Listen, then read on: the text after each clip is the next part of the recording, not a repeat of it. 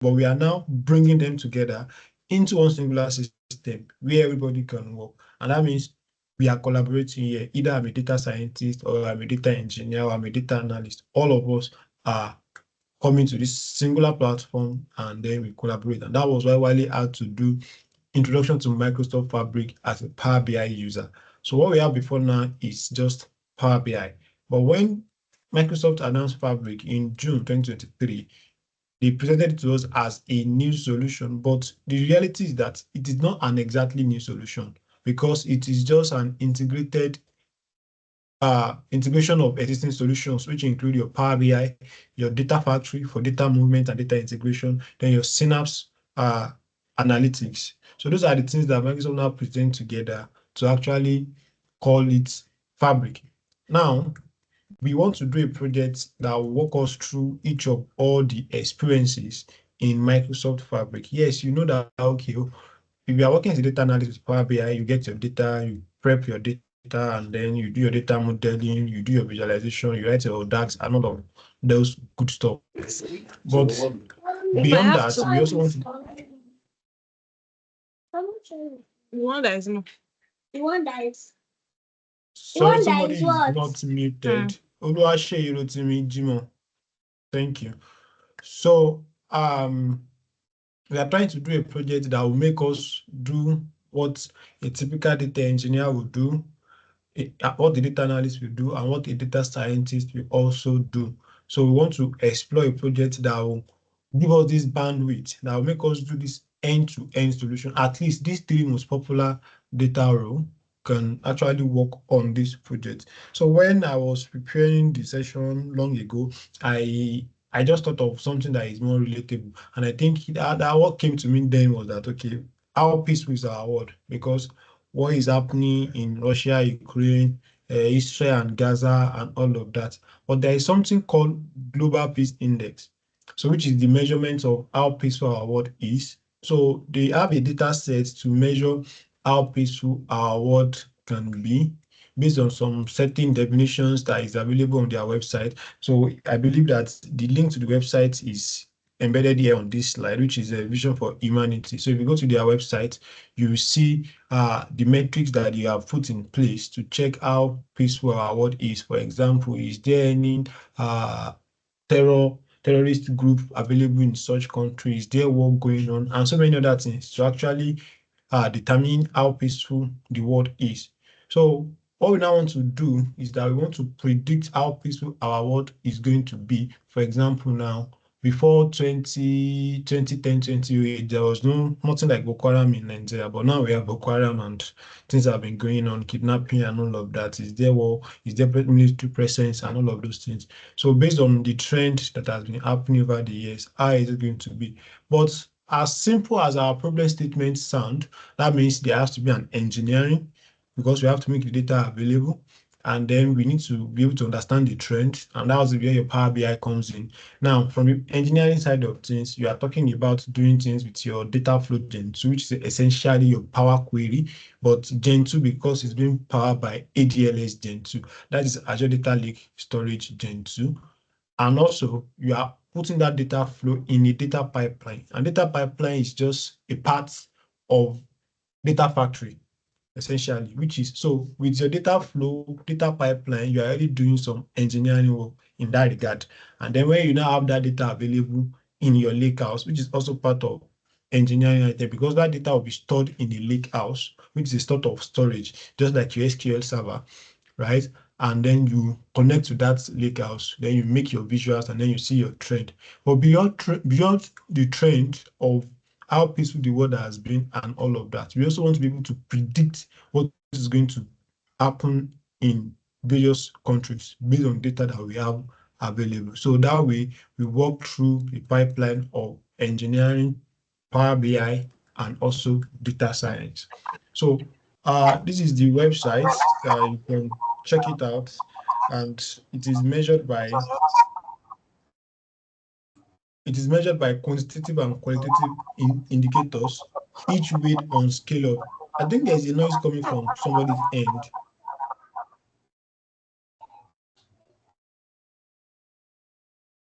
Everyone's mic is muted. Yeah. Can you hear me? Hamad, Hamid.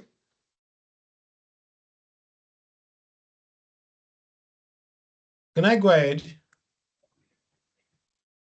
Yes, you can.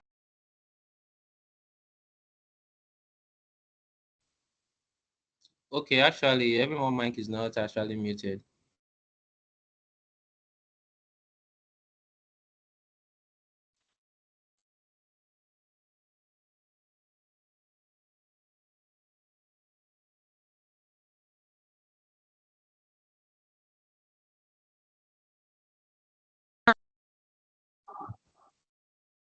You can go ahead, sir.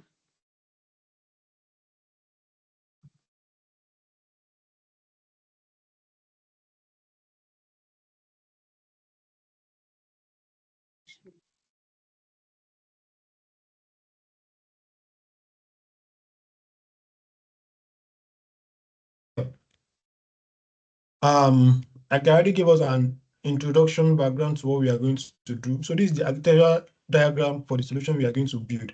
Now, within Microsoft Fabric, there is something called One Lake. And One Lake is that central storage for everything, all your data assets in your environment, in your tenant. Either the data is structured or unstructured or semi-structured. So it is on top of this One Lake that you do everything. So we are going to be walking through the three experiences, walk through Synapse Engineering and Data Factory, walk through data science, and then Power BI, and then we proceed accordingly. So let me just quickly talk us through this architectural diagram. So One Lake for the storage for both structured and unstructured data. And then on top of it, once you have your Fabric accounts, first thing is that you need a workspace. Workspace is just the environment, more like your workshop, where you're going to be doing your cooking. So once you have your workspace, you can then switch to any of the Fabric experiences. Now, because I said that we need to do the engineering side first, that means we need to store the data somewhere. So before we even try and get the data, we need to first prepare where the data is going to land. And that we can find it within our Synapse engineering experience. And also because we are going to be connecting to the data and integrate it from the data source to our destination, that we can find it around our data factory experience. So where you store that data is in your lakehouse. And then from there, you create a data flow Gen 2, which is a Power Query Online, right? And then from there, we put that Power Query Online in the pipeline, which is coming from our data factory, and that will be the end of the data engineering experience. That our data is now available in the lakehouse. Then we can then switch to data science experience if our data is already available in the way we want it to be. Or we can, so from that data science experience, we go back to our lakehouse again, connect our notebook to our lakehouse, so we then get to access the data set from the lakehouse. And then from there, we can now do some time series forecasting. Either you are doing your IMA model or any sort of forecasting model that you want to do. But the one we are going to be talking about today is going to be our Facebook Prophet model. Then also from the Power BI experience, you switch back to your lakehouse, and then from there you connect to the SQL endpoint, and from the SQL endpoint, you build your semantic model. Now, semantic model is your data set essentially, because that's the new name Microsoft is calling it. And then from there, you just be your Power BI report.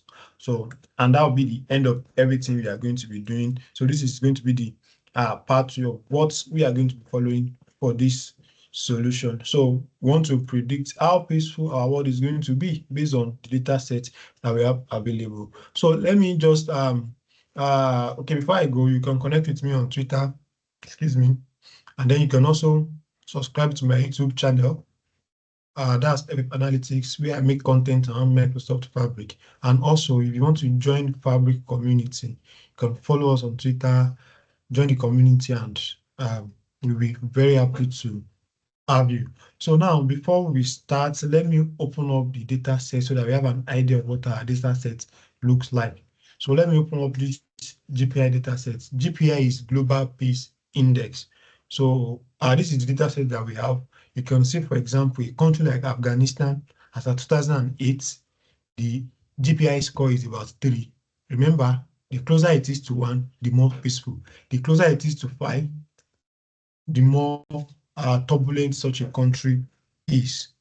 Are we following, please?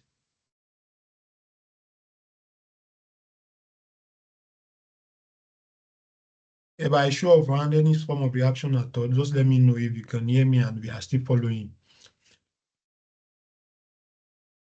Yes, we can hear you, sir. We are All following you, right, sir. ma'am. Okay, thank you, Aisha. So this is just the trend of, for example, for a country like Afghanistan, you can see that it's closer to 5 than it is to 1. A country like Argentina is 1, closer to 1 than it is to 5. So relatively, Argentina is more peaceful than Afghanistan. So we have this data of 2003, 2023 rather. So and we have several countries in this data set. Now, we want to be able to predict that, okay, what is going to be the GPI score for this country in 2025, 2026, or as the case may be, or as far into the future as we want to predict. Now, beyond that, also, we are going to do some sort of data enrichment.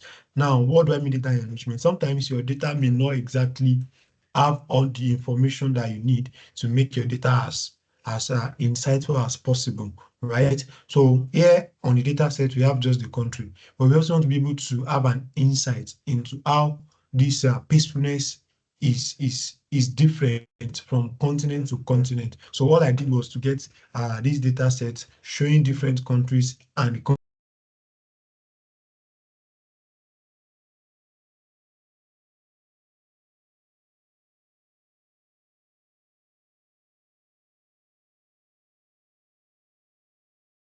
Mic is on mute. We can't hear you, sir. Sorry. We can't hear you. country. Your mic was on mute. Your network is breaking. What was the last thing I was heard, please?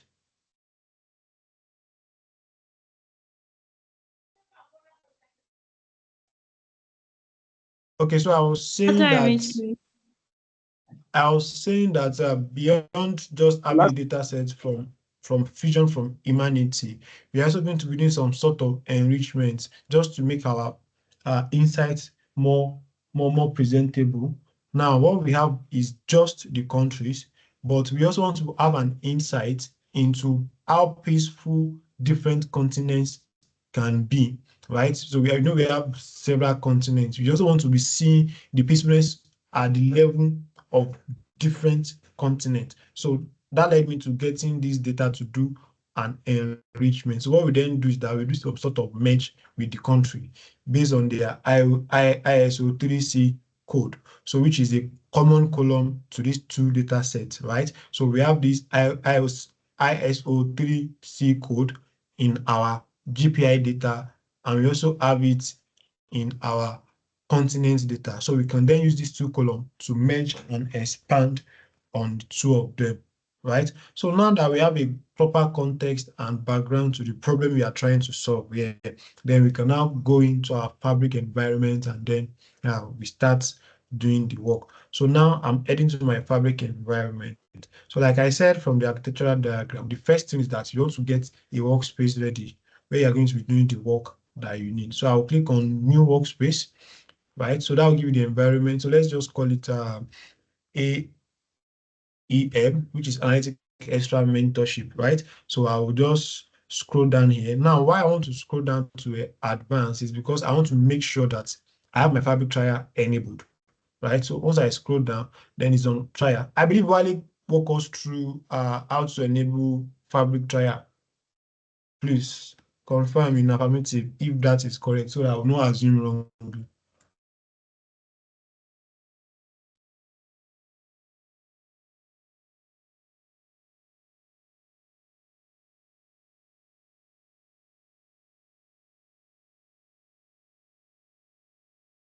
Hello, can anybody hear me?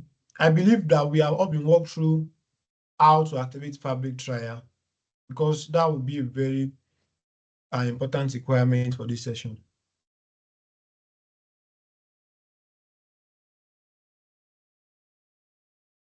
Yes, you did. And most of them are answering you in the chats rather. Yeah, yes, you did, sir. Okay.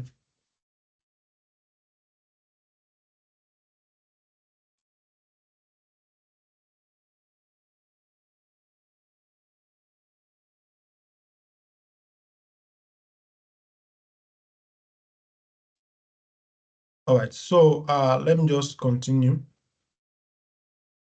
So I just click on apply and then my workspace is ready. So from our architectural diagram, the first thing that we need is where we are going to even bring our data into, right? So, and on our workspace, we have two views now, which is not available 3-4 months ago, which is task flow, which I was also going to walk us through.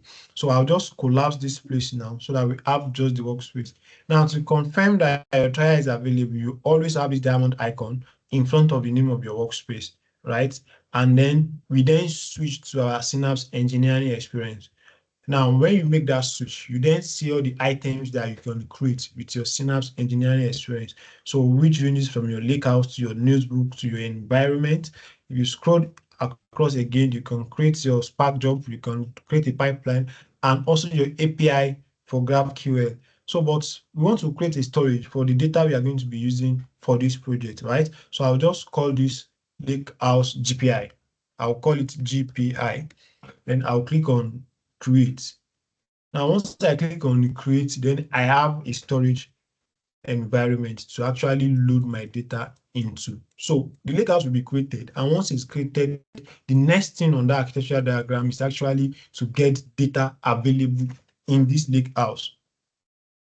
To get data available in this lakehouse. So our lakehouse is very empty now, and there are several ways you can get data available, ranging from uploading the files to using your pipeline or data flow gen or even a shortcut. So, but because we are coming from Power BI background, let's use our data flow gen too. Now, remember, I mentioned that you can store both structured and unstructured data in your lakehouse. So that is why you have files here. Either you are uploading your JSON file, your XML file, or any kind of file which is unstructured, you can put them here. And then structured data, that's your table. So I'll just click on get data, and then I will use my new data flow gen 2, which opens up Power Query interface for me, right? Please let me know if I'm too fast so that I can slow down. So that opens up my Power Query online for me, and I can then upload this data into it. So now, once the Power Query online is available, all I have to do is to click on get data, or I can even use import from CSV file, whatever one that is comfortable for you. So I click on text or CSV, right? And then I can switch to upload file. Now, when you switch to upload file, you click on browse computer, just like you connect to your CSV file from Power BI desktop. That's just it. So we are bringing in these two data sets. So I'll bring my GPI. You can't bring the two, so you just have to take it one at a time. Then GPI data set first, then that will be uploaded, and I can click on next, and I'll repeat the same thing to bring in our data sets for our continents, which we are going to be using for the enrichment, right? So I'll click on next, and I have a preview, I believe, of what my data sets look like, which we have already seen. So once that is done, we repeat the same thing for GPI, and then we enrich the data, and then we can then move into another experience. So yes, so this data set that we have, I can just click on create, and it will be loaded as a query for me in my Power Query environment. So we need to bring the second one also, which is the continent data. So I'll click on text CSV again. Once I have that clicked on, I'll click on upload file, browse, and I'll also bring that into our environment. Then I click on open, and then I'll click on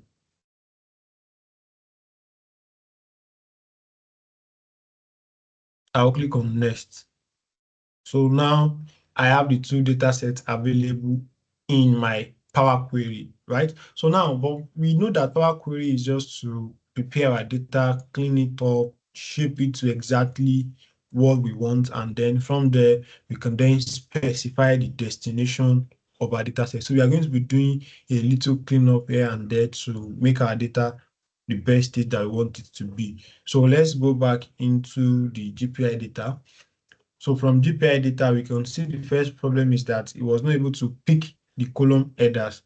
So we need to do that and promote first row as headers so that we have country as a column header instead of this column numbering that we have column 1 to column 18, I believe. So I will use first row as headers.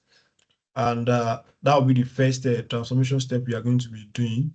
And then another thing that we want to do is that we want to be able to see trend of our data set. So immediately I promoted as header, another step was automatically applied for me, which is change data type into a decimal number. So another thing is that we want to change the orientation of this table so that we can then do a trend. Now, one thing you should know is that when you are working with data, the lesser the number of columns, the better the performance. That's one thing you should know. Secondly, is that we want to be able to create a trend, but with this data sets, we won't be able to create that trend because we want to see the trend of peacefulness in Afghanistan, in Austria, in Burundi, and see how they grow. But the shape in which this data is existing right now will not allow us to do that. So I want to select all these years, right? I can just hold my shift on my keyboard, scroll across, and I click on 2023. So that will select all the columns from the first point I selected, which is 2008 to 2023. So once I have that, I can just right click and then I can unpivot column. So once I unpivot columns, it then rotates these data sets into a sort of duplicated column. So this way now, we have Afghanistan up to 16 times, but what you notice is that you now have it from different years, from 2008 up to 2023. So this way now, we have just one Afghanistan by the time we are trying to put it on the line chart, and then we are going to see the trend. So now we have more number of rows, but lesser number of columns, which is very fine. So let's just go back a step before now. So if we go back to this step, you can see that, okay, this is what we have. Afghanistan is appearing it just once with several columns, but after we unpivoted it, we have it rotated into this orientation. But before that, we also need to then rename this into the year, right? Which is year, because when you do the unpivoting, it's just assign this default name, attribute, and value to it. So let's just call it year, right? And this value to now becomes the GPI. So that is actual GPI. That is Global Peace Index. So once you right click on the value, double click on it, so you can even right click. So it allows you to rename it. So I'll just call it GPI, which is the actual GPI score. So we have Afghanistan, and then we have the same thing for all the columns. For all the columns.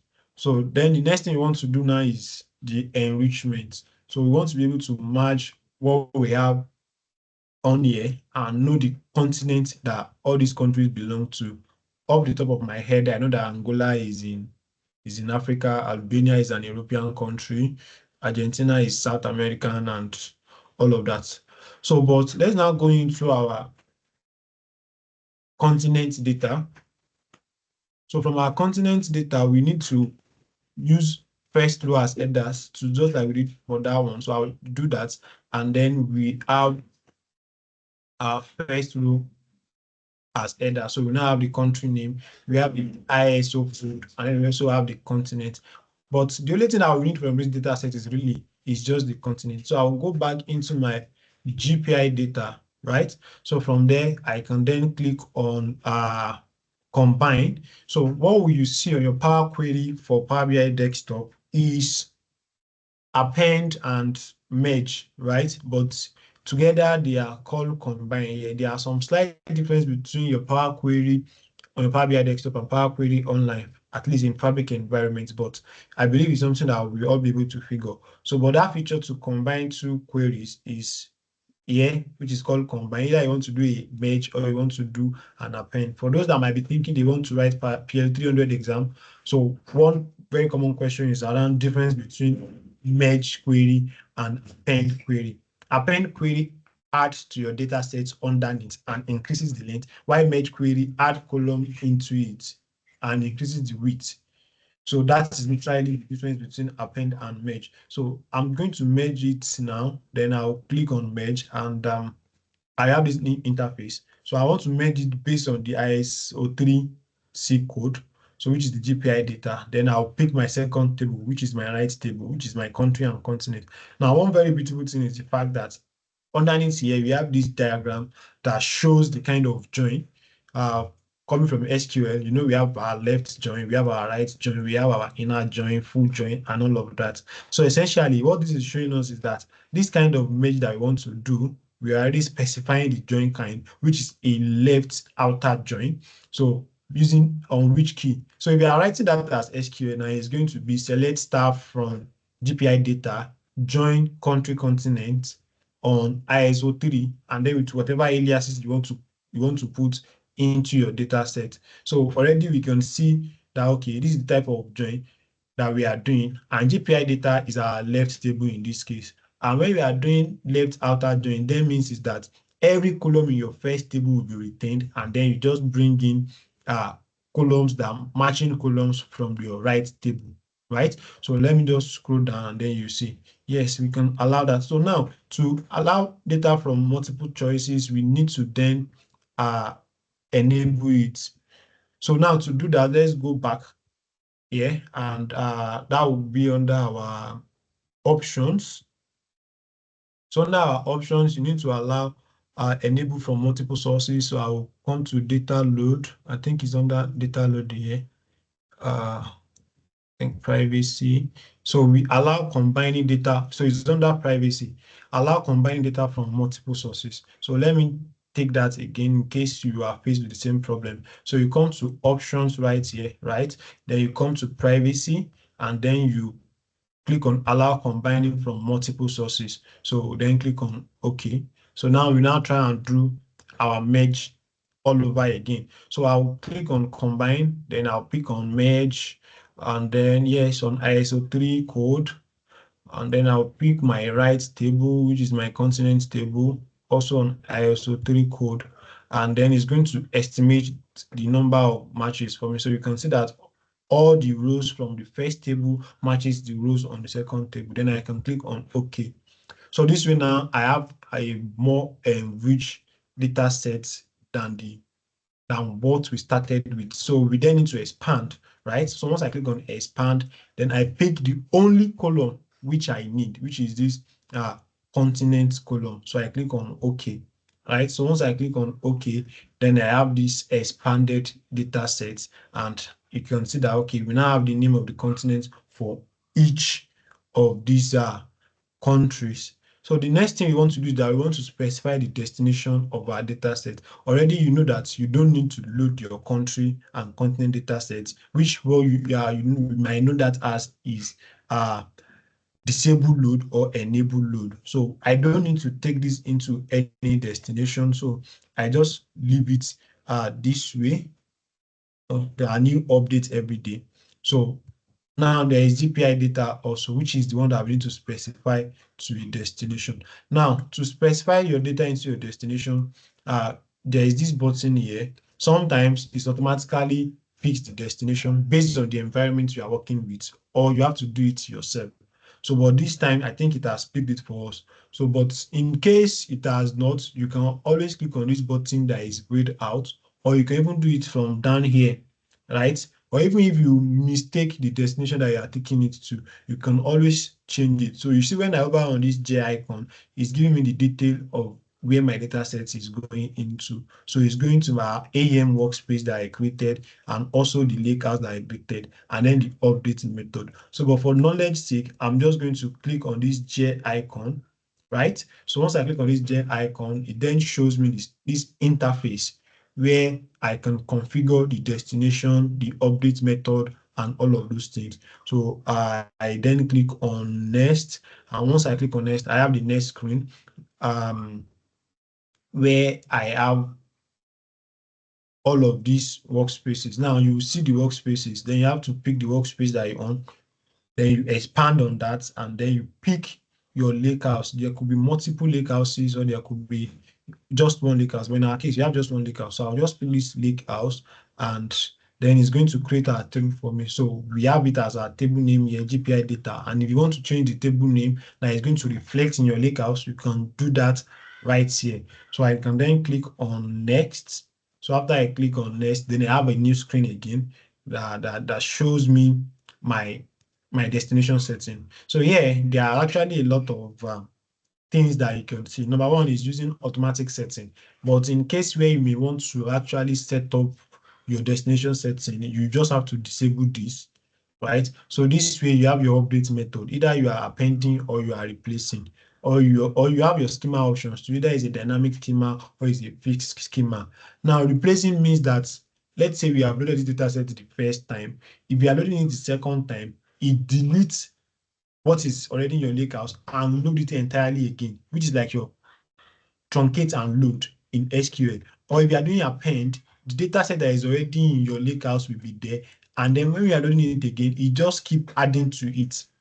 So when you have append, you don't have option to change your schema. But when you have replace, you have options to change your schema. So dynamic schema and fixed schema. Dynamic schema means that you can always go back and forth within your Power Query. You know, when you are working on Power BI desktop, you want to correct something in Power Query, you go back there, you correct it without affecting your report, without affecting your DAX. That's what dynamic schema is. But fixed schema, if you pick fixed schema, it then means that you cannot go back and adjust your report. Now, it's not like you cannot go back. You can actually go back, but your DAX that you are writing within Fabric environment may actually break. So that is the implication of this update method and then schema method. But let's just keep it at automatic setting because we don't need other details. So, and then I can click on save settings, and then my data is now specified to my destination. So that's how to configure your data set from your Power Query into your destination. Now, very interesting thing about Power Query within Microsoft Fabric is that there are a number of views that you have here. Now you have your show data view, and then you also have this show schema view. So if I show schema view, it just shows all this column that we have in our data set. Then there is a diagram view also, which is this, that just give us an insight into the steps that we have. So before we started, we have just country data, and then we merge it right here. So I'm still going to show us further, because there is something called visual query in our lakehouse that look exactly like Power Query. So there is visual query that you can use. So we have all the steps here, and then if you add any other steps now, it keeps adding the diagrammatic representation of all the steps that we are applying. So let me just close on this diagram view. Let me close the schema view as well. Let me go back into my data view. So now our data is actually ready for us to load into the lake house. So on a Power BI desktop, what you have is close and apply somewhere around there. But in this case now, you just have to publish it, not close and apply. Publish now or publish later. So we click on publish now, and then that will bring our data set from our lakehouse and from our Power Query environment into our lake app. So this is the lake house data flow that we created just now, and you can see this rolling icon telling us that it's actually loading the data set into our environment. So while that is loading, we can actually rename that so that it is more intuitive, but it's still grayed out for now because it's loading. So before I continue now, I want to talk us through task flow so that we have an insight and idea into it. But before I even talk about task flow, there is something I want to draw our attention to when you are creating your lakehouse. When you create a lakehouse in Microsoft Fabric, right? You remember that we created just one item, but you can see that there are two other dependent items, and how they are different is you can see it under this type column, right? So your lakehouse is actually GPI, but when you provision your lakehouse also, a semantic model is also provisioned with it, and also your SQL endpoint is also provisioned with your lakehouse. So there are two associated and dependent items on this actual lakehouse. So we have that. Now, this semantic model is your data set for which we can actually connect into and create our report. So that is what we are going to be connecting into to create our report. And then you have your SQL endpoint. Your SQL endpoint means that it gives you an interface where you can actually write your SQL query to interact and query with your data set within your lake house. So now this data flow is still, I think is loaded already. So we can just rename it now by coming to settings and just call it.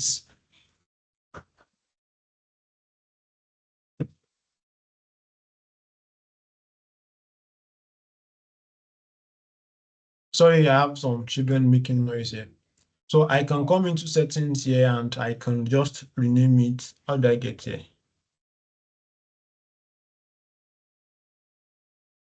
So I can come to general and no, it's not from here. Let me go back into my workspace. So AEM, and I come right here. Where do I rename again? It should be under settings. Aha, so how do I get there? So under settings, then I can just no, this is lakehouse, sorry. Data flow, and then oh, I think it's properties. Properties, yes, it's properties. So data flow underscore GPI underscore GPI. Then I click on save. So that way we have our data flow renamed.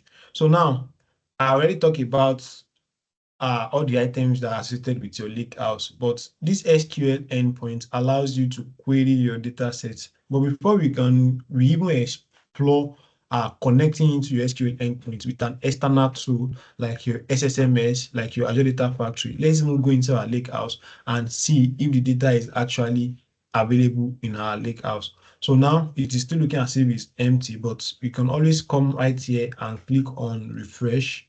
You can refresh our lakehouse to confirm if our data set is loaded successfully.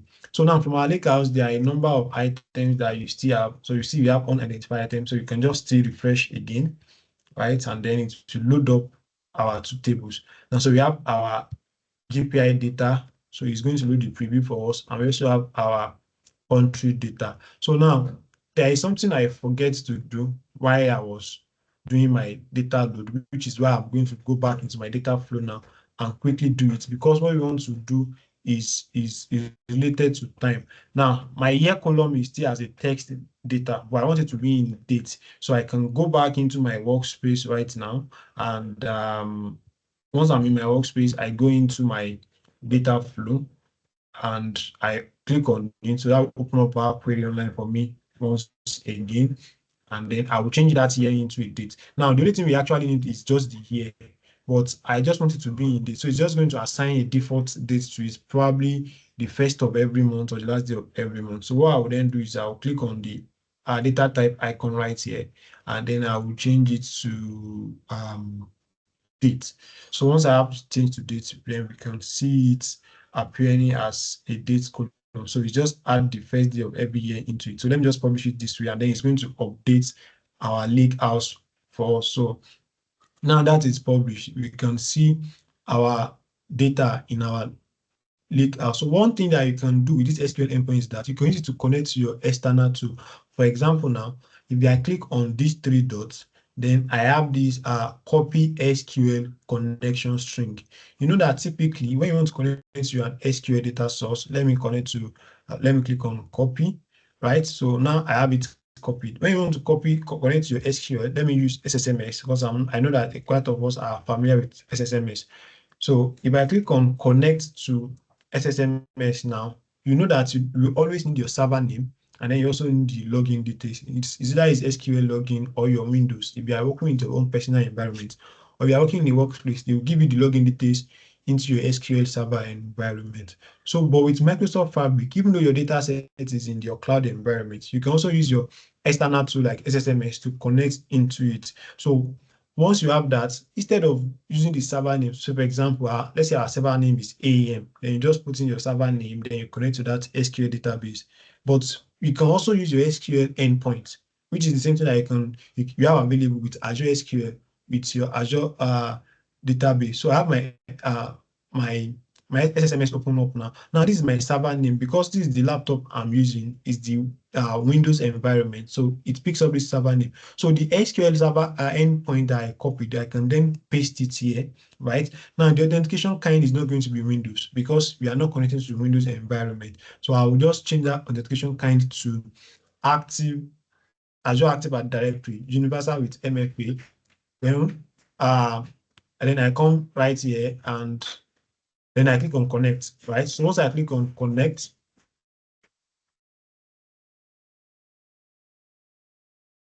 then I have this new screen.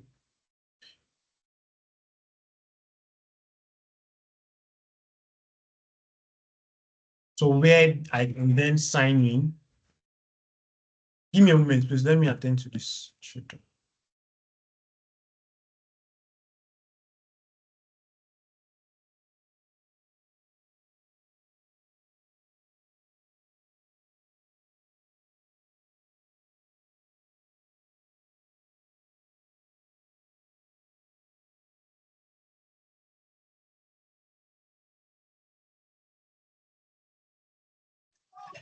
Mr. Francis, we cannot hear you. Can everyone hear him? Can everyone hear me rather? Yeah, we can hear you. but Yeah, we he can't asked hear us to give him a moment. He said He said a she give him. moment.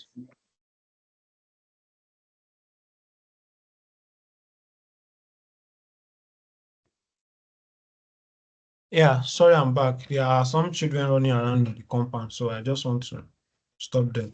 So can Francis, your mic is on mute. We can't hear you, please. there are some children running around. I had to go and stop them. I believe you can all hear me now. Yeah, we can hear Yes, you. we can. All right. So now I just have to provide the login details of the fabric I'm using, which is this is the one that I'm using, Windows V. Yep. So I can just click that, then I click on next. So once I click on next, then I can just put in the password and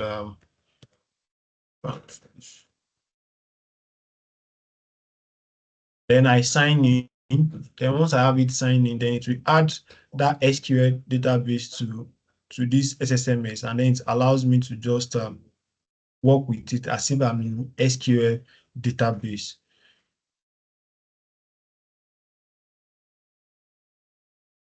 So let's give it a moment for it to load.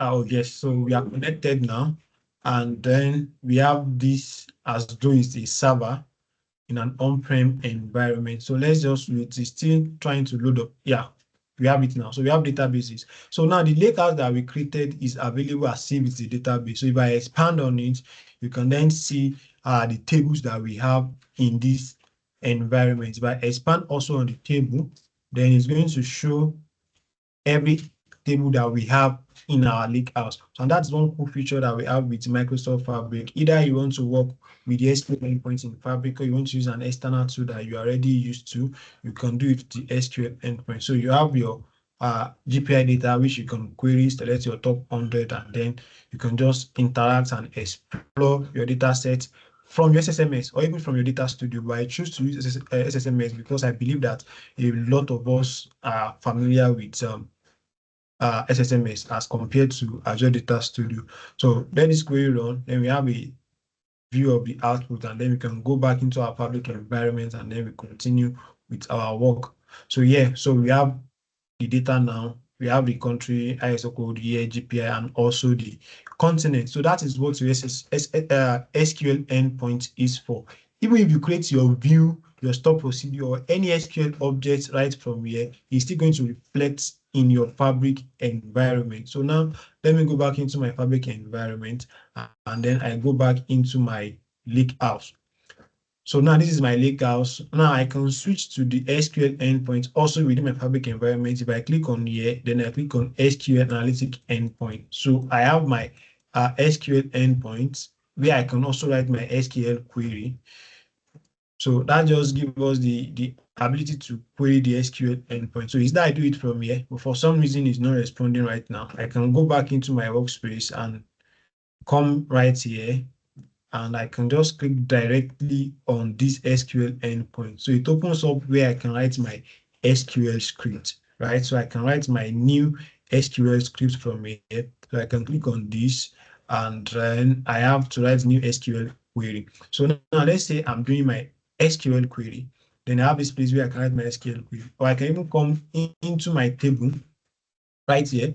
Then I can click on star, then new SQL query, select top 100. I run this query, then I get my output, just like what we saw with our SSMS. So we have this table. So from this table, there are a lot of things you can do. You can export it to Excel, you can explore data in preview, you can visualize it straight. So you know that you can create a Power BI charts, report, and all of that. You can just click on visualize and then you open up a report that way that you can actually interact with. You have your view, your functions, your stored procedures, and all those other SQL endpoints. But remember, I said I was going to show something quite interesting with Microsoft Fabric, which is your visual query. So now, if I click on this, is that I have my SQL query or I have my new visual query. Now, last week, Microsoft updated something new called new SQL query in your notebook. So if you want to write your SQL query as a data engineer within your notebook, you can also do that. But that is beyond the scope of this class. So let me just show us visual query, because visual query is still a familiar terrain. Visual query is just like your Power Query. Say you still want to do some transformation in here.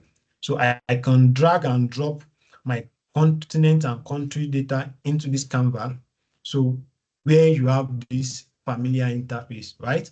Just like what I showed in Power Query earlier. I can also drag and drop my GPI data into the Canva also. So I can just click on here, then I can insert into Canva. So I have these two queries right here, which is my visual query. So the first box is for the country and continent. The second box is for my GPI data.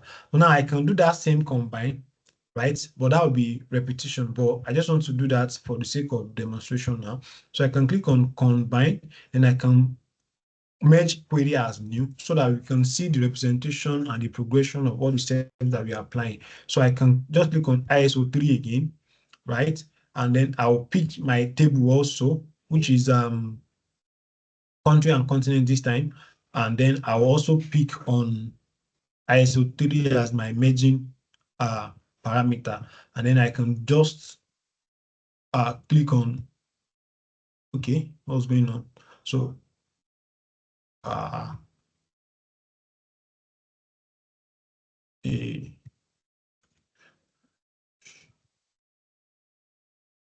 sorry, I don't know what is going on, because it's not me that is dragging it this way.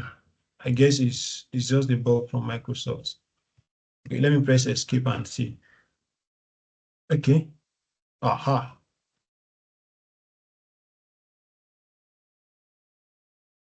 So, okay, I just double that. I think it is resolved now. So I can just click on OK, right? So once I click on OK, I already explained all the various joins that we have with SQL and whatnot. So you can now say that, okay, we are making it as new. So we can see that this new query is a result of these two other queries. So we can also now expand on this query, right?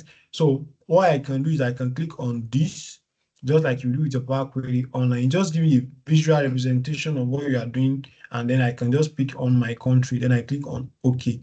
Now, where this visual query is interesting is that for those that may not necessarily like SQL, you can generate your SQL query from here. So if I click on View Query, right, I can see the SQL query from here. You can see the country and all of that. So which you can copy and then you go back into your query environment and then you can run that query, right? So all the transformation that you have in your Power Query, you can still do them even within your SQL endpoint and then work around from renaming the column, reducing the column, sorting, transform options, the combine, then save as a view. Now, if I click on save as a view, then it generates the SQL query code for me to create my view. I can put the name of the view here and then it's saved into my SQL object, but we just don't need that. I just want us to show us what is possible with Microsoft Fabric. So let me just, this one too, you can have it here, or I can even delete it. We don't actually need it. It's just for the sake of demonstration. So now we have our SQL endpoint. So I can switch back into my lakehouse itself. So from my lakehouse, if you pay attention, you see that we have a new semantic model. So we can create our own semantic model as well, or we can use the one that we have available by default. So if I click on new semantic model, right, it's going to create this for me. And then I can then add the data or the table that I want specifically into it. So let me just call it, let me pick this table and then I can give it a name. Let's just call it GPI underscore semantic model. Then I click on confirm. So after I click on confirm, it creates this semantic model for me, which I can then now create my report from. Now, there are various ways you can create your report. You can build your report from scratch, or you can create auto report. That's one very cool feature with Microsoft Fabric, because creating its auto reports gives you speed, though it may not be exact thing that you want, but at least it's always a good starting point. So we have created our semantic model, and then you have this view where you can then go ahead and build your report. As me, you have multiple tables, you can do your modeling, you can write your DAX and all of that here. So, but I'm not doing that. So let me just go into back into my workspace, and then AEM, which is the name of the workspace that we created. So this is the semantic model that I created by myself. If you pay attention, you see that the icon of this is similar to this. So from here, I can just click on this, right? And then I have this number of options. So either I want to write my DAX query or all this cool stuff that you can do. But the one I want to actually demonstrate to us is auto create report based on what is available in our lakehouse. So if I click on auto create report, then it's going to generate a simple report for me based on the data that I specified that should be included in my semantic model. If you have 4 or 5 tables, you can choose the tables that you want to be part of your semantic model, and then you build your model.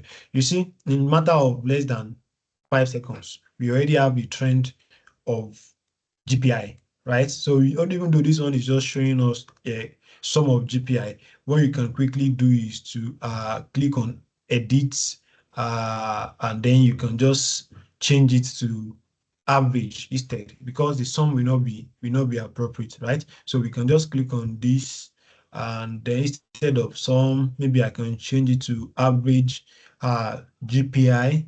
I can also do the same thing for my card visual here. Instead of sum, I also change it to average. So, but at least you have a point. So overall, globally, up to 2023, the GPI is about 2.2, and then maybe you can just rename it. And this is the trend. You see how we are actually defecting from a peaceful world 2008, because it's the average score for all the countries, which is 1.9. And remember that the closer it is to 1, the better. And then the closer it is to 5, that means there is trouble, there is war. God forbid war anyway, actually. So you see that this is the average as of 2023. We can see all the various things, but this is not exactly what we want. So you can always go back into your workspace, and then you can connect into your semantic model and build your own report from your Power BI desktop. But I had created a very nice Power BI report based off this data set. Let me just quickly show us before we now switch into data science and data science experience, because we are already in Power BI experience as I'm talking to us now. So if I come to, I think it's in this workspace, if I'm not mistaken. Right.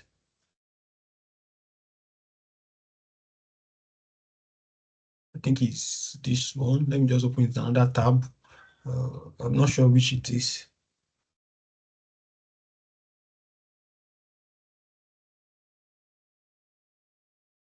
So I'll just show us the report I created based on that data set, which I believe that all of us can just get our hands on it and try to create something more robust and more beautiful with that data set. Okay, I think this one is loading now. Let's give it a few more. Yes, so this is what I created from that data set. Is it this one? I don't know. Let me see. This one might not exactly load. Yes, it's this. Aha. So this is what I created based on that report. So I have a map visual. So I have a new card visual, 6 continents with 163 countries. And then this is the average global pace index. Then you have a slicer for your continent, right? So I can pick any continent that I want. So this is where the enrichment that we did become useful. So let's say I want to see just for Africa, then I can see just for Africa. So this is, I think I didn't pick that.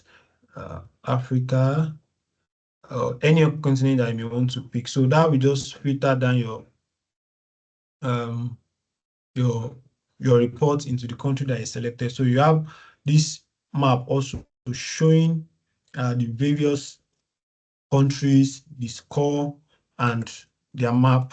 So this is Mongolia, for example. The GPI score is 1.17. So let's say we are in Nigeria now. So let me just pick Africa so that we pick Nigeria. Just give me a moment and I pick just Africa, right? So now this is Nigeria. You can see, let me see if I can zoom in so that we see it better. Okay. Let me go full screen.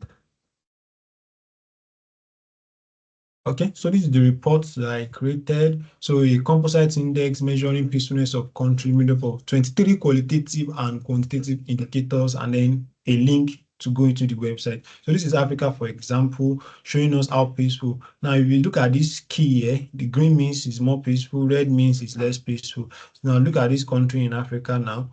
We have the, by the way, some of these things are custom charts. So that they are not available by default in Power BI. So this is South Sudan. South Sudan has been in some sort of war for a while now, and you see it's very red. The GPI is 3.129. Then you have another country in here. This is Mali with 2.24. We have our dear nation, Nigeria, which is 2.54, and all of that. So when you're on the map, you see the country, their GPI score, and also the map. And also what you have here is just a reason bar chart, right? So when I change it, it shows us the top 10 countries and how they change from 2008 up to the latest data. So now if I pick, let's say an European country, right? So then this chart starts moving all over again. So as at 2009, you can see the position, 2010, it keep counting and all of that. So let's say we pick Africa, for example. Let's now pay attention to Nigeria. 2008, Nigeria is still very peaceful. 2010, see Nigeria is not anywhere here. But sometimes, I think around 2010 or thereabouts, that's when you start having issue with Boko Haram and all of that. So you can see the rank of GPI across the various years and how they are jumping. See, South Sudan maintained this position for 3, 4, 5 years consecutively. So now you have a trend too. The current GPI compared to the last year GPI, and then percentage change year on year. Then you have the projection. So now you know that on line charts, your advanced line charts, you can actually create your projection forward. But that is what we want to do, but with data science workload so that it is more effective. You know that our data stops at 2023, right? But we still want to be able to project for up to like 2030. So based on historical trend that is available in our data set, Power BI have this intelligence to predict and see. So upper band means the highest it can go, then lower band means the lowest it can go based on the historical trend. So this is as at 2026. So that means the forecast is about 2.312. And then we also have this chart that shows us peaceful countries. That's the top 10 most peaceful countries in the world. If you are looking to relocate to a very peaceful country, so Ghana is one of them, our closest neighbor and rival. We have countries that are not, of course, they are not so peaceful, so to speak. Afghanistan, Iraq, South Sudan, Somalia, Sudan, Syria, Russia, North Korea. So all these countries, they have very high GPI score. So, and that's about the report. So you can create anything beautiful for yourself to just show the trend and bring out some insights based on data that is available. So we've walked through the engineering side, we've walked through the Power BI side of things. Now, the last part, which is the data science part, and predicts how peaceful our world is going to be. So let's go back into the workspace that we are working with, which is AEM. So in our workspace now, we are back into the lake house, which is this GPI lake house. So from this lake house, now, yes, where it gets interesting and a little bit coding, but don't be deterred, right? There is also something Fabric has made available for us to be able to write code, even if we are coming from low code background, right? So let me see my GPI if it has updated with date. If it has not, we have to delete it and reload it again because the date column is very important for us for this data set. Yeah, great. So we have this year column now as date, right? So what we can do is that we can switch from data engineering experience into data science experience, or we can even just open our notebook straight from here. But let's just switch into data science experience so that I can use it to explain some things. So these are the items that you can create with your data science experience. You can create your ML model, you can create your experiment, you can create your notebook. Then others is that you can create your environment, or you can even import what's it called? You can import your notebook, which is what we are going to be using, because I don't want us to start doing live coding in this class and then I will misplace somebody in this class. Then there are sample machine learning model that you can actually open up. Now, the Facebook prophet model that we are using is actually a sample model from this environment. So if I click on explore samples, yes, let me click on select and let me see if I'll be able to get those samples right from here. Let me click on select again. Okay, yeah. So these are various samples that you can see. Say you want to build a model for book recommendation, for fraud detection, time series. Yeah, this is the one I actually pick. I modified it, tweak it to fit into what I want to use. So I'm clicking in just for us to go through it and see what that notebook look like. So it will load up that notebook with the detailed documentation of what the notebook is doing, but you have to have some knowledge of data science to actually be able to read and understand what is going on in here. So this is what we are going to be adopting to predict how peaceful our world is. So this is just a basic documentation of what we have and all the scripts. So from here, even without even knowing any coding, you can see some code here that is already available for us. But let's just go back into our workspace and stay within the scope of what we are doing. Now, from our data science experience again, we can create all of those items. So data science experience, and then we continue our work. But I promised to show us something when I started this class, which is task flow. Now, task flow is your way to organize your fabric assets into a sequential arrangement that makes it easy for both you and another person that you may be collaborating with to understand the architecture of what you are building. Since now we've created data flow gen 2, which is your Power Query Online, we've created the lake house, and now we want to we didn't save that report, did we?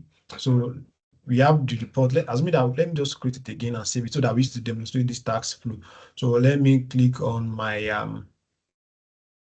SMI, and then I will click on auto create report, right? So let me just save it so I can use it to demonstrate task flow.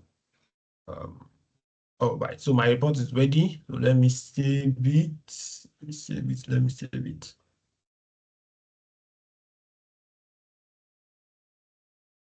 Okay, still loading up.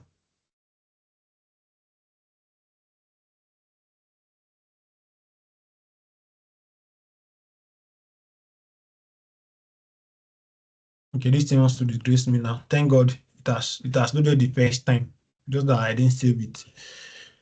Okay. Let me just load my page. It might be network. So I'm reloading this page now, and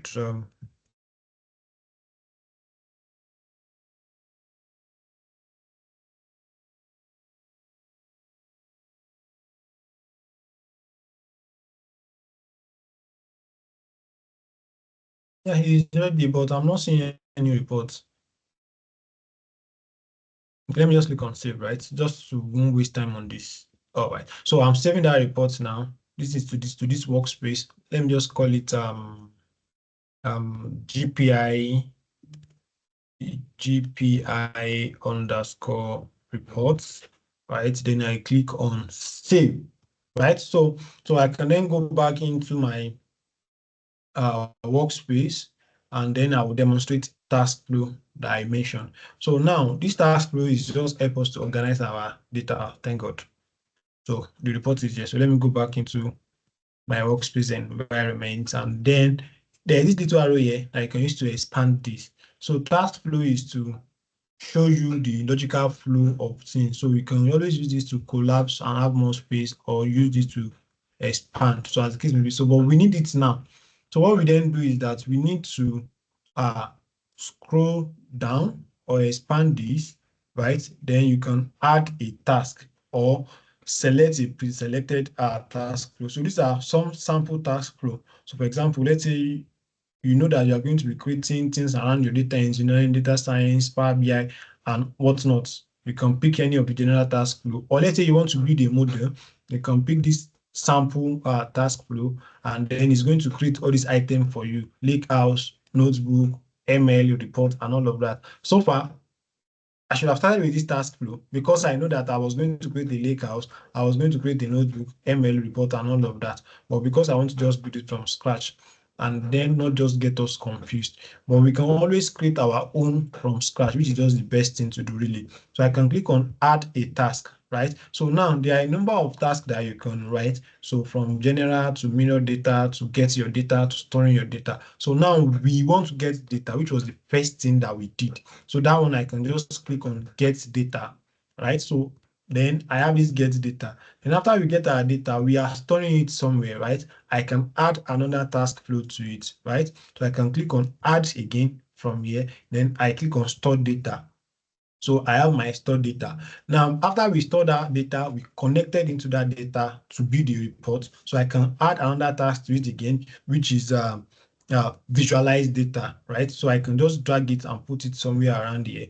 Then after that, we also know that we want to build some machine learning model. I can click on add again, and I can just put analyze and train data, which will fit into our machine learning model that we want to build. So we have these 4 various tasks, which you can be actually linked together from here. So I can click on this guy, and then I drag and drop it to this guy. I can click on this guy also and drag it to visualize. I can click on this guy again and drag and visualize with this. So we have our visualize, we have our analyze. So if anybody comes here, you know that, okay, we need to get the data, store it, and then visualize it, and then maybe train and build it. But that does not end there. You can click on new item. If you click on new item, it's going to show you all the various artifacts in Fabric that you can use to get your data from your notebook to your Spark job pipeline, data flow, and whatnot. So, but because we already created our item to create our get data, we can then cancel this, and then instead of that, click on this attachment icon, and then we assign any of the item that fit into it, which is our data flow gen 2. All right, so I will click on select. So that will attach our data flow gen 2 into it. Now, also, where are we storing this data? Is in our lakehouse, of course. Then I can attach this lakehouse into it, right? So I click on select, then visualize. We have created an item for that. So which is our report that I created just now, which is this GPI report, and I click on select. So now, if you now pay attention to it, right? Let me just scroll this up a bit. You will see that all the items that you have in your workspace is listed here. But if I click on get data, then it filters down to the Fabric item that gets data for me. If I click on store, it shows me the ones where I'm storing the data. If I click on visualize, it shows me all the items that are associated with visualizing data. If I click on analyze data, it shows me the item that is associated to analyze and train data. But because we don't have any item associated to this yet, that is why it's not showing anything. So this way now we can just collapse it so we can see the flow of our task and our project, right? So let me just collapse our task flow now. And then you can see that we now have this. But these 2 items is because we didn't associate them with any task flow. That's why you have them blank. Now, as I was trying to do my task flow, I remember there was something I had planned to show us on the data engineering side of things. This is one of the very cool features with Microsoft Fabric, which I will just quickly do now before we now wrap it up with our data science experience. So I'll switch back to my data engineering experience. You know, on our lake house, we had said that we can get data with a notebook, with pipeline, with data flow gen 2 and all of that. So let's explore pipeline, right? So let me click a data pipeline. Then we have a data pipeline. This one is just to automate, let me just call it automate data ingestion, automate GPI data ingestion. Now, this is a yearly data, but it's just for the sake of demonstration. So I'll click on create. So I have a new interface where I can then orchestrate my data movements into my lake house or whatever thing I want to do within that pipeline. So this is data factory experience, right? So I can also come to my experiences here and I click on data factory and I can also still find my data pipeline from there. So you have all these items within your data factory experience. You see data flow gen 2, data pipeline, then Azure data factory. So that's the legacy data factory on Azure portal before Fabric, which we can also create an item for. So let's go back into our workspace from where we can now find the pipeline I created just now. So this is that pipeline, which you can also then go back into your task flow, then you come back into your get data because it fits into get data. Or let's see if there is another thing that actually fits into it more. Of course, it fits into get data really. So I can just click on this attachment icon, then I attach that pipeline to it, then I click on select. So this time now, when I filter to get data, I know that my data flow gen 2 and my data pipeline are the two items that are getting data for me. So let's go back into our data pipeline. So from our data pipeline now, we have this interface where you can create activity. Now, pipeline is just a logical arrangement of activity to move your data from point A to point B while you do some automation while at it, or you can even do some little transformation here and there. So there are a number of activities that you can do, right? You have your data flow activity, you have your notebook activity, you have your copy activity, and every other activity within your data pipeline. So, but because we have created data flow activity, we can actually add it to this pipeline and automate things. So I can click on data flow activity, then it adds this box into my Canva, right? So where I can just give it a name, data flow, let me just call it dash GPI, right? So then I have my settings. So under my settings is where I then configure this data flow activity. Now the workspace has been picked automatically, or if you want to change it, you can do that, but our workspace is fine. So we didn't have AEM workspace. We have just one data flow activity, which is the data flow GPI. So I can reference it. So what this does for us is that it gives us a logical arrangement of how you can move your data from point A to point B and also transform it. So now what I want to use to demonstrate to us is that you can actually automate it. Let's say we are adding an Outlook activity into it. Now, at the end of each of the activities, there are 4 icons. This one is on skip, this one is on success, this one is on fail, this one is on completion. Now, when our data flow is done loading, what is the next step that we want to happen, that we want to happen in our data movement? Is it that we want to delete it or we want to transform it or whatever we want to do? So for example, I can add a Outlook activity, or I can even add a script activity, right? So if I add a script activity here I can also configure that okay, once my data flow gen 2 with our Power Query online is done, then it should move on into the next step here, right? Then once this one too is done, I can move into this next guy here. Or let's say it's even when it fails that I want to do another thing. So I can just drag this guy right here. Then I can click on when it fails. Then I want to be notified in my Outlook mail that, okay, my data flow has failed. Now, script activity, for example, if I give it also a name, I come into my settings. Then I have my workspace right here. Right? If I select any of these then I can write my SQL query to transform it, to load it. So already we can do our transformation from here. This guy should just close up.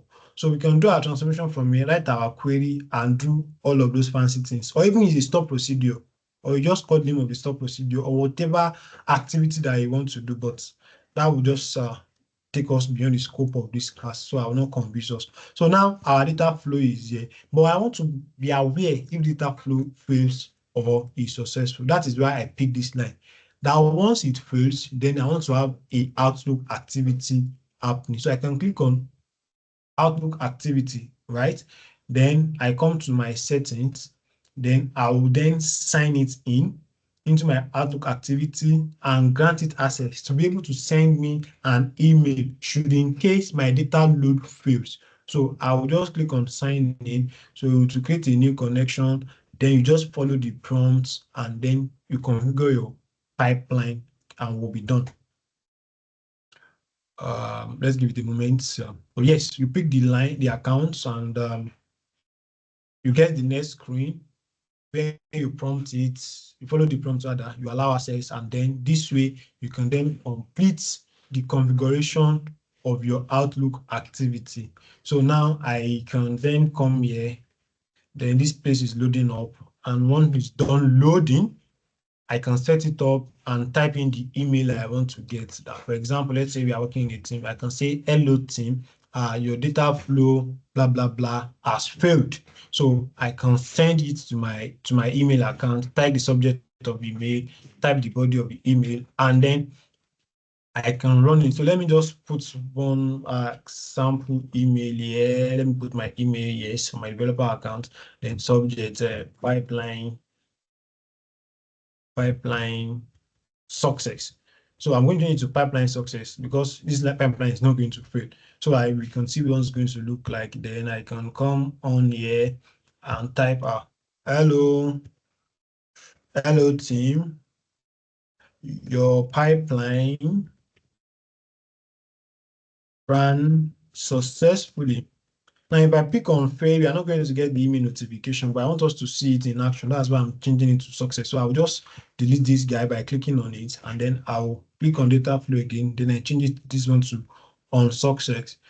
Then once that is done, there is one very cool feature here under our run tab where I can click on validate, and then it will check if there is any configuration that I'm missing here. But because I've done my configuration success the right way, so it's saying my pipeline has been validated and there were no errors. So I can close this, then I click on run. So once I click on run, I save and run, and then the pipeline will run, and then I expect to get an email notification in my box. So, but let's not waste time about that. Let's do our data science because I'm aware it's supposed to be 1 hour session and I've taken extra 25 minutes. So the pipeline will run, and then you get an email notification with that message I have configured here. So let's go back into our workspace and do our data science bit. So in our workspace now, I switch into my data science, right? So now from my data science, I can then create a notebook. So I can create a notebook. So the notebook I'm creating now is what we are going to be using for our data science workload. But I just want to use this to introduce us into what a notebook look like. And then there is a notebook I'm going to just import just to gain time and gain speed. The notebook is available for us to use. So we have a blank notebook where you can write your code. You can write your Python code. You can write your PySpark, SQL, Spark SQL, or even your TCL, right? So where first things first is that you specify the language you want to write, and then you can add that even to your pipeline. So within our pipeline, you saw earlier, we can add our notebook activity. Now we need to attach the lakehouse into this notebook, right? So I can click on lakehouses, and then I click on add. So is a new lakehouse or an existing lakehouse? Of course, we are using an existing lakehouse. Then I'll click on add. Right. Once I click on add, then I can pick the lakehouse that I created, which is GPI, which is under our AEM, which is the workspace. So I select that, and then I click on add. So this way now we have our lakehouse attached to our notebook, and then we can interact with the data sets in our lakehouse, even from our notebook.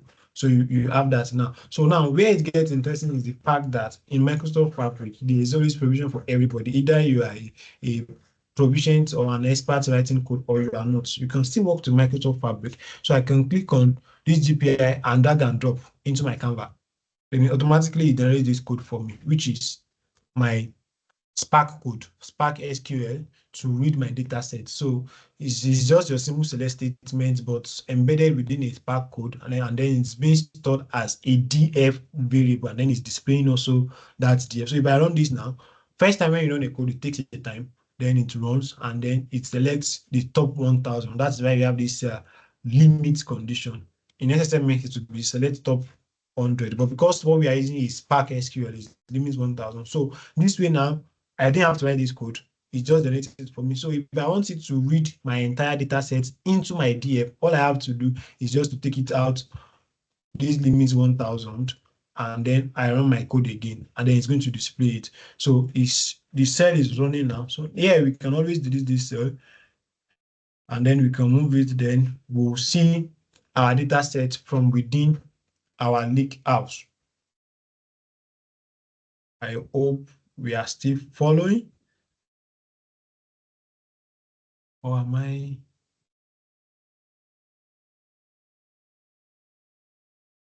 Okay, are we still together, please? All right, thank you, Delphis, Emeka, Latifa. Yes, Thank you, thank you, thank you, thank you. I hope you are enjoying this class. Yes, so yes, we are. All right. So let me go back into my environment. So yeah, you see that we have our data available. You can interact with it. For those that are familiar with data science, all this, okay, you want to see the statistics of your data, you have it available from here. You can click on this inspect, it will show it and not show it. You can even visualize your data, even from your notebook. You can click on charts, right? You see, we have these very fanciful charts, which you can also customize the charts, right? You can change it. Oh, this is a bad chart, okay? Not bad, not bad. You can change it to whatever chart type that you want. Let's say you want a pie chart, your GPI value, yeah, not bad. This is some, no, we want the average instead. Okay, okay. Very good thing, yeah. Then you click on apply. Then you can see the charts for the limited data that we have. Now, this is because we have just what's it called? Just limit 1,000. So it's limiting just the first 1,000 records. So if I do it again, this time, I have removed my limit 1,000. I can click on charts and I have more data points. I think it's still not showing it. So we can just customize that way. Now, another very cool feature with Microfabric is what we call data wrangler. Now, we have our data set available as our data frame, which you can also come to. You have your own tab, you have your edit, you have your run, you have your view, and all those very cool stuff. So now you have your data wrangler. You can access your data wrangler either from here or from the outputs of your code run. So data wrangler essentially is just like your Power Query, right? It brings data cleaning and transformation into speed, especially for data science workload. So how do I mean? Let's launch it and then we'll see it in action because I don't want to write code. So yeah, I'll come here. Then it's looking for data frames. So data frame that was created when we loaded this is this DF. So I can choose it. So once I have it chosen, then it launches this wizard or interface for me, right? Where I have a similar interface to Power Query. So let's just take it like that. Power Query interface essentially, where you can just transform and clean your data. So it's still launching. It's saying that it could take a moment. So let's exercise some bit of patience, right? Yeah, boom. So you have your columns, just like you have in your Power Query, you have your column stats. You see that there are no missing columns and all of that. You can scroll across. Then you can also expand on this guy so that you see your actual data sets. You see all the columns and whatnot. And then you see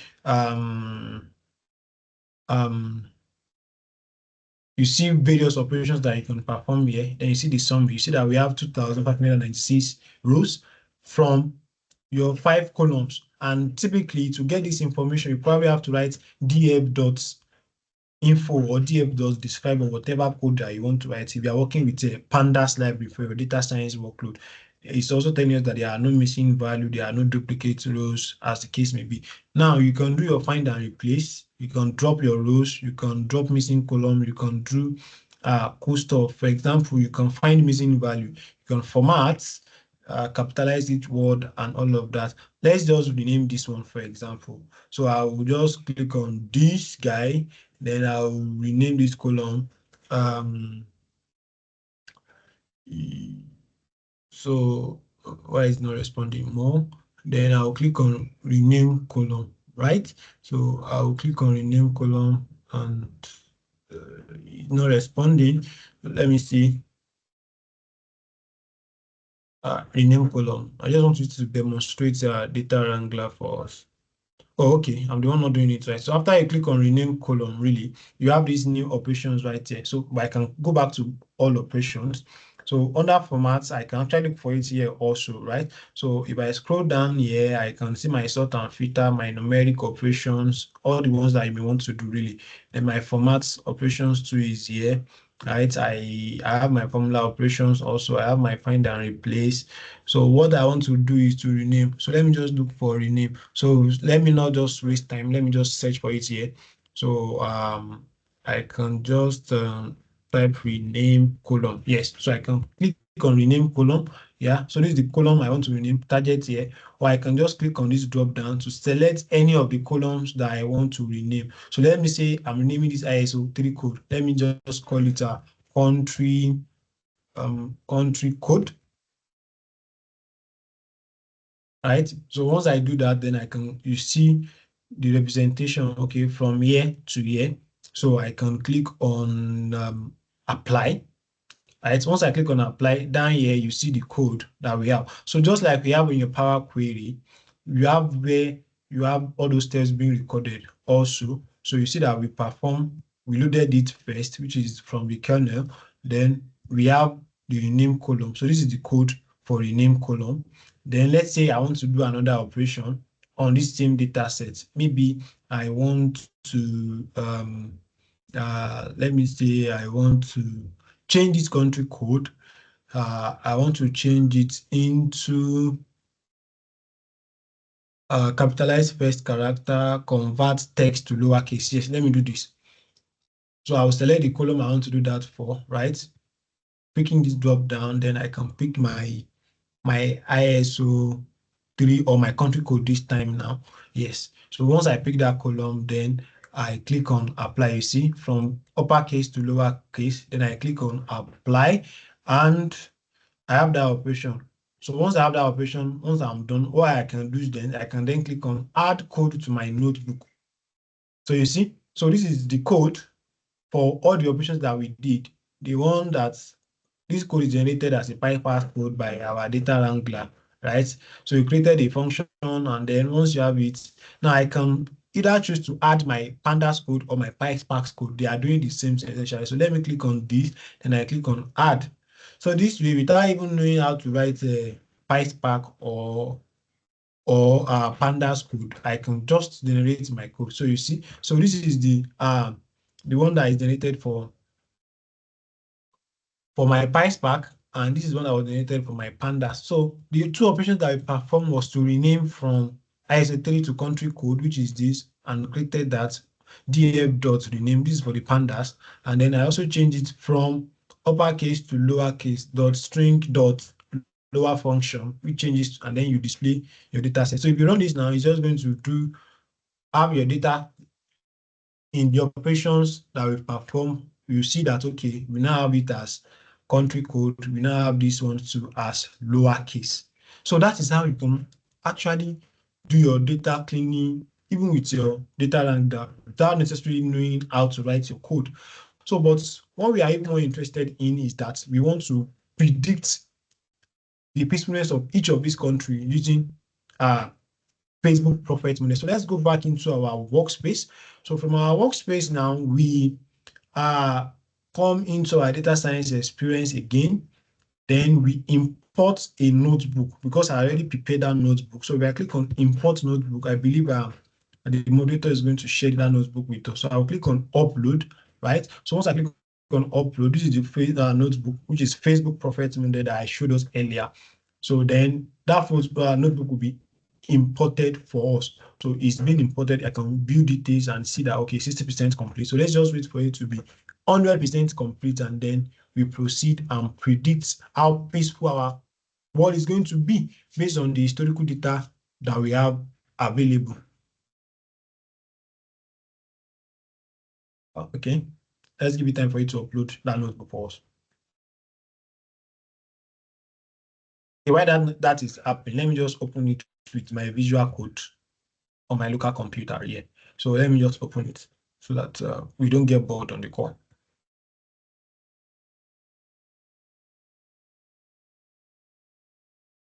Okay, still loading. So I have it open in my visual code environment. Yeah, so this is it basically. is just the way you can write your notebook. You know, I showed us where you can write your SQL in both in your SSMS and in your Fabric environment. The same thing with your PySpark also. So these are your cells, right? So you have your pip installed to install the library we are going to be using for this prediction, which is your prophet model, and then you just install it again, and the code that we generated earlier. So this one we are using the complete data. If you notice, I remove the limits function, then I import my pandas library, then I started my model, import my matplotlib for my visualization, and I pick my country column, dot unique, blah blah blah, and what's not. So let's go back into our Fabric environment, and then you see a graph of each of the countries. So this, for example, this is Papua New Guinea, this is New Zealand, this is Australia, and then this is the historical trend. Where this orange line is just to show us where they are going to be. So let's just go back into our Fabric environment and see it in action. Okay, this should be done. Okay, it's uploaded. So I'll go into my workspace now where I expect them to see my notebook. So now we now have an item that we can attach to analyze and train. So I'll click on this, then I can attach that notebook to it, and then I click on select. So if I click on this now, I have that notebook available in my workspace. Then I click it, then it opens up for me. So this is the Facebook Prophet model, and this is my Facebook Prophet model. This is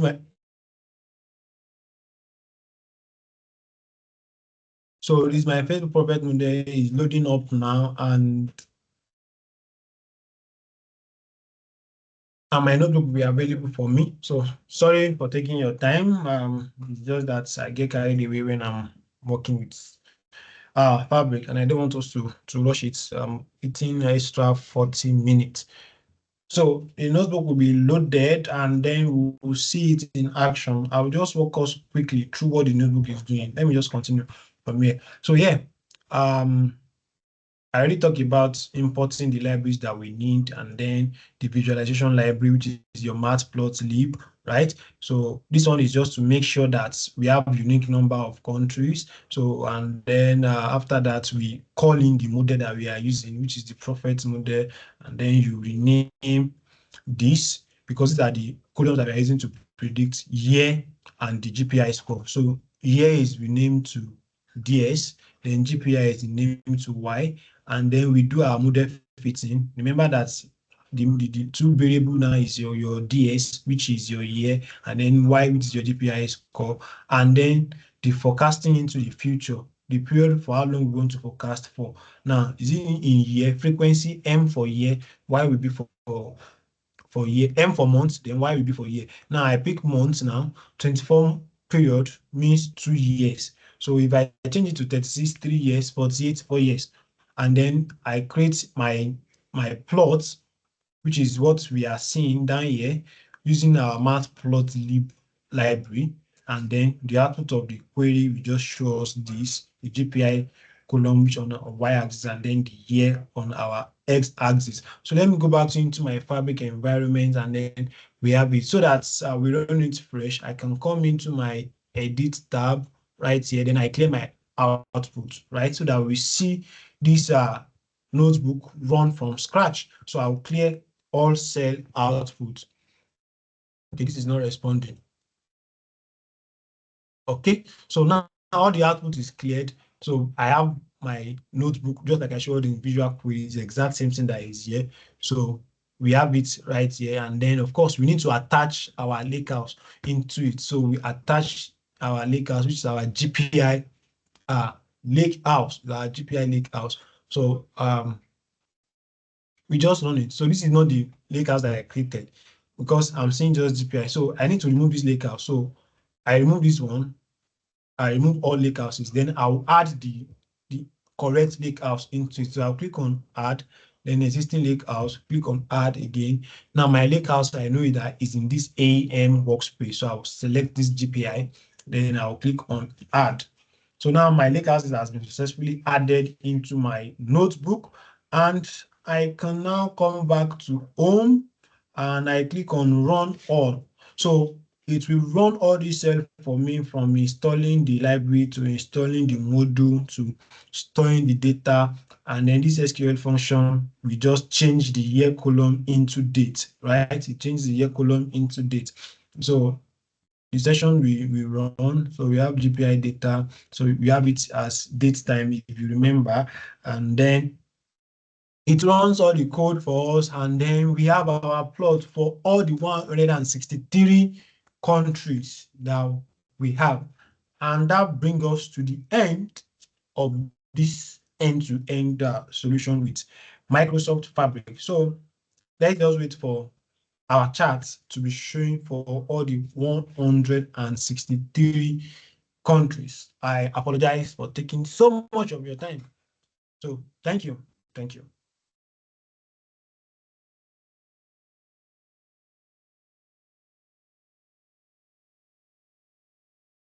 Have I been talking to myself?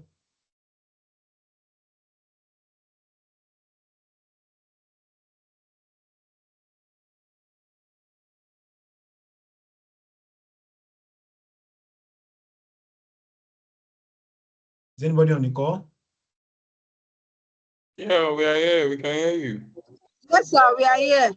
We can hear you. Hold on. Thank you, Hold on. Mr. Francis. Thank you so very much. I think that's an awesome session there. Thank you. So sorry, I'm sorry for the background noises. But okay, before we, Mr. Francis, thank you so very much, even though we've taken so much time. Okay, I think we can just, Mr. Francis, can we just permit like maybe just 2 people or 3? Yes, by all means, please go ahead. All right. So can you just please raise your hands in case you have questions for Mr. Francis? So before the question, sorry guys. So my notebook did not run. So, and I want to resolve it. So let me resolve it in our presence now so that we see. Now the problem here is that the name of the table I created previously is different. So it's GPI underscore data, but the notebook I provided is just GPI. So just add underscore data to it, and then you run your whatever, and then you should have your result. So go ahead with your questions, please. All right. The only person raising hand here is Abdul Wahid. Abdul Wahid, can you please unmute and to ask your question? All right. Thank you very much. Please confirm I'm very audible. Yes. Loud and Please clear, confirm sir. I'm very audible.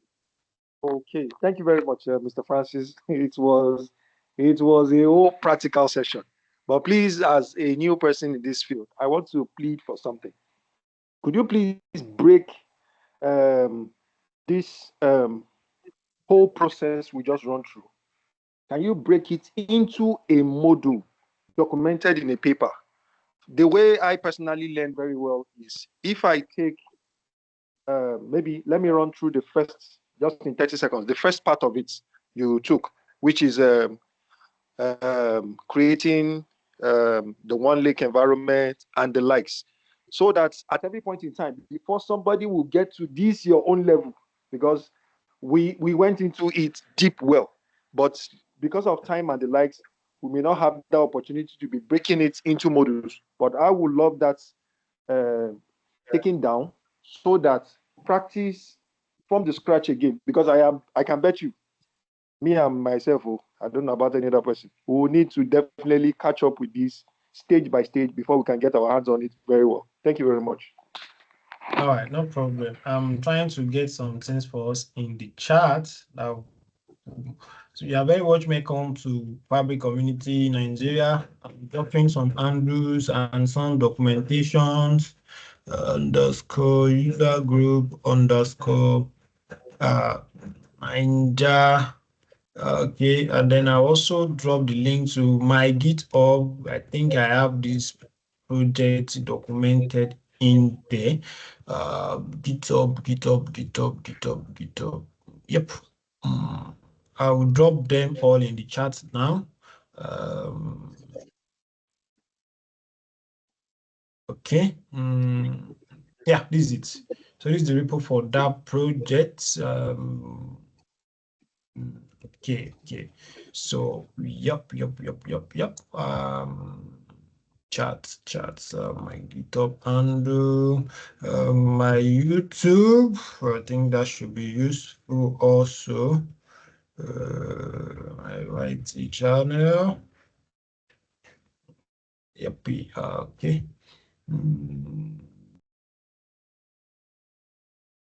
We have So some I have. questions on Go the chat. ahead, please. Go ahead. Somebody has a question. It says, On I the think, chat. Yes, Delvis, your hand is raised. I just wanted him to answer the other person. I guess he was trying to show us something before Delvis speak. But sir, can he go on? Yeah, go ahead, please. All right, Delvis.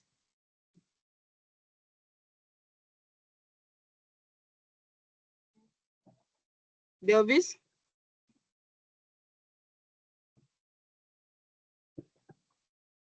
Delvis, your mic is muted.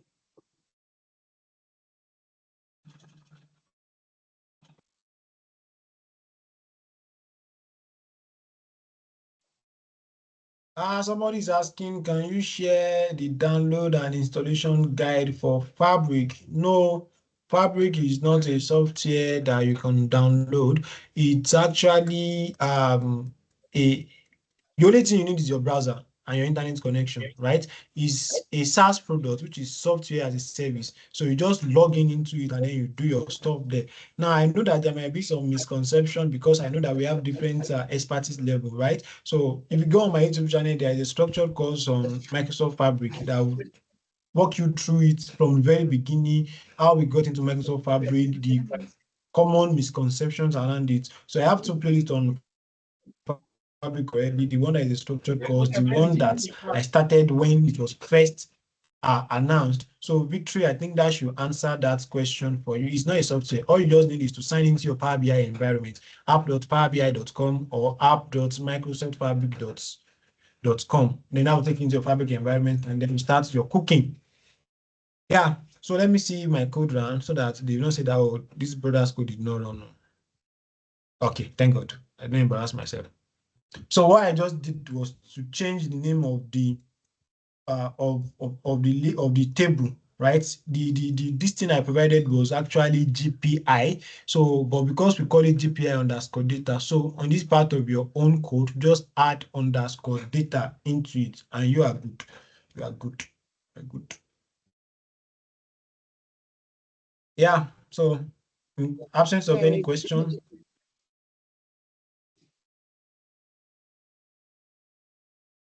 I think Delvis, your hand is still raised. I don't know. In case you have anything to say, you can just I bring think he's put it in having the chat. challenge with his network. The network So you is can quite. drop it, you can type and drop your question in the chat so that we can pick it up.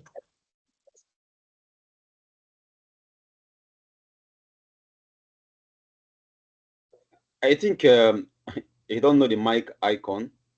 He said he's speaking. So why am I waiting for Del?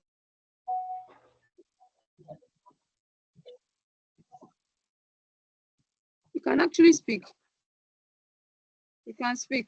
I don't know. He should be the one to unmute himself. You can speak. He's allowed to. All right, Delvis, if you can hear me, you can just type your question in the chat.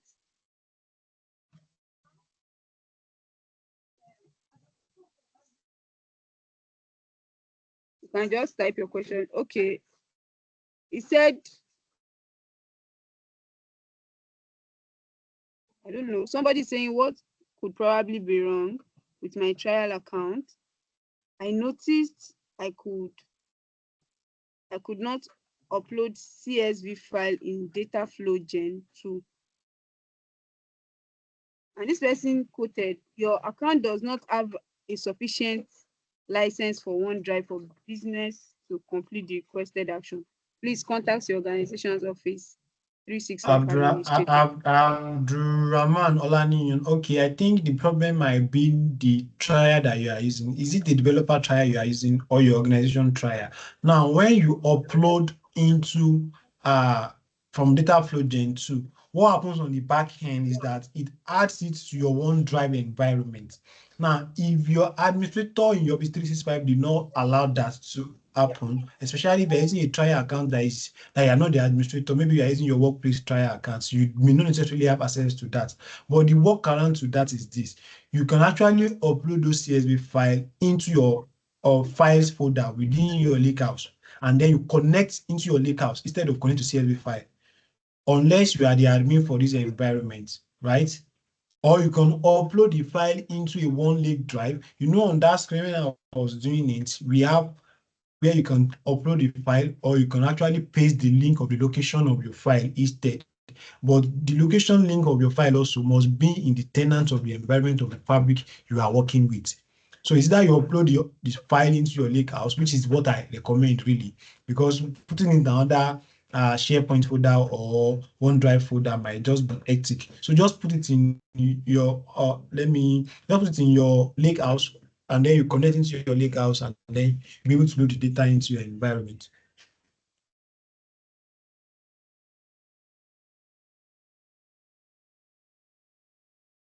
All right. Thank you, sir. Thank you so much. Abdurrahman, are you clear now what he said? Okay, you said you understand already. Davis, we can't see anything in the chat from you.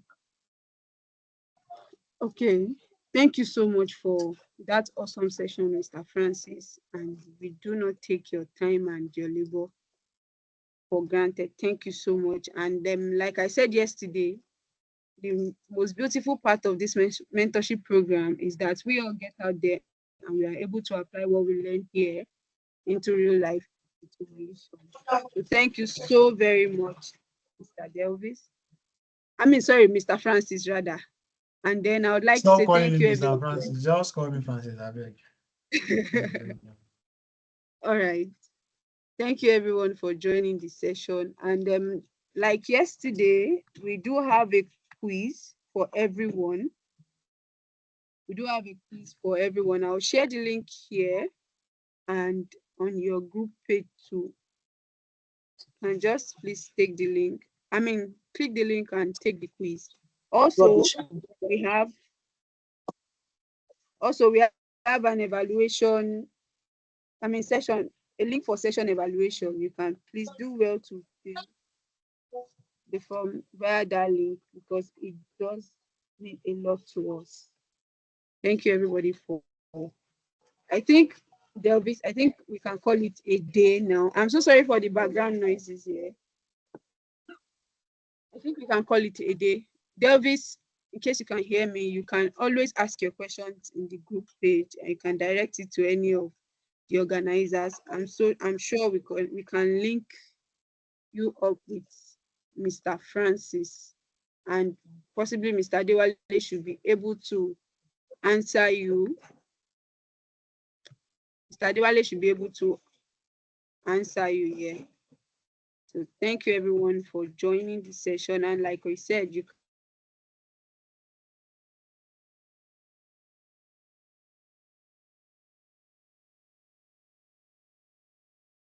can link up with everybody, up with Mr. Francis on Twitter via Don Francis. And I believe he shared the link to his YouTube channel and GitHub with everyone. So you can always have access to that. I will also send it in our group page. And I believe we can call it a day, or should I say call it a night. Good night, everyone, and enjoy the rest of the evening.